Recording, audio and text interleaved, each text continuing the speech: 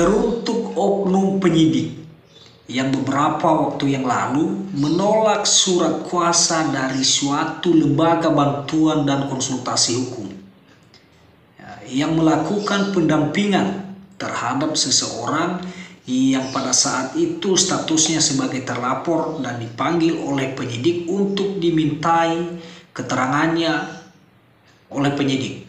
Ya, pada saat itu para pemberi bantuan hukum yang tergabung dalam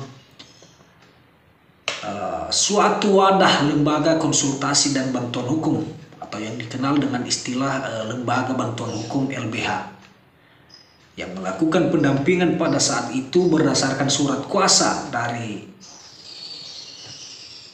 penerima bantuan hukum mendampingi penerima bantuan hukum pada saat dimintai keterangan.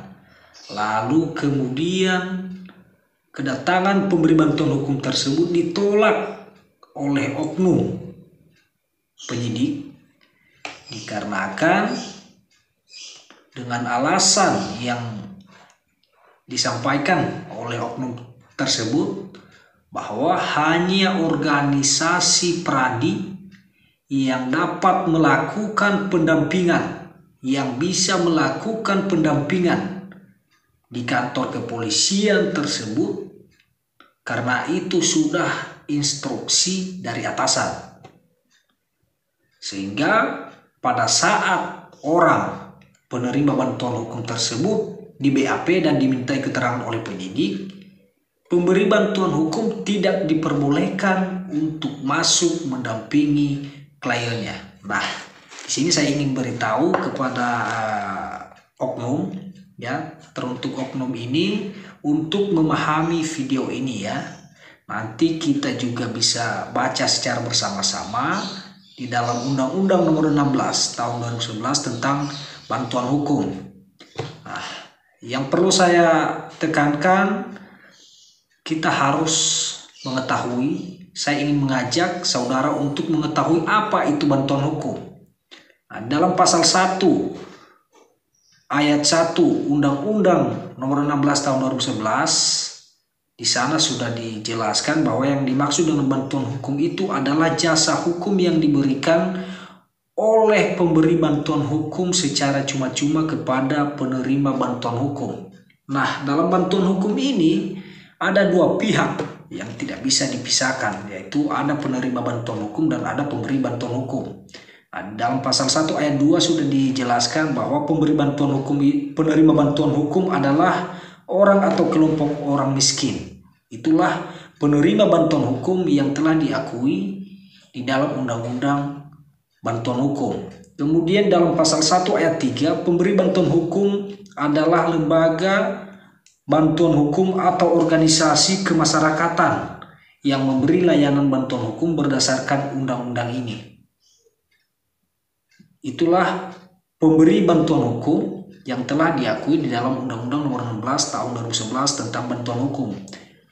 Nah, di dalam pasal 4 ya, kita berbicara mengenai ruang lingkup pemberian bantuan hukum ini. Maka dasar hukumnya adalah ada di dalam ketentuan pasal 4 ayat 1 sampai ayat 3 dan seterusnya Undang-Undang Nomor 16 Tahun 2011 tentang bantuan hukum. Kita baca bersama-sama. Dalam ketentuan pasal 4 ayat 1 menyatakan bahwa bantuan hukum diberikan kepada penerima bantuan hukum yang menghadapi masalah hukum. Kemudian dalam pasal 4 ayat 2 menyatakan bahwa bantuan hukum sebagaimana dimaksud pada ayat 1 meliputi masalah hukum keperdataan, pidana, dan tata usaha negara, baik litigasi maupun non-litigasi. Jadi sampai di sini mungkin sudah jelas ya kepada kita semua, kepada teman-teman dan teruntuk oknum yang melakukan penolakan terhadap surat kuasa, terhadap pendampingan yang dilakukan oleh pemberi bantuan hukum pada saat Anda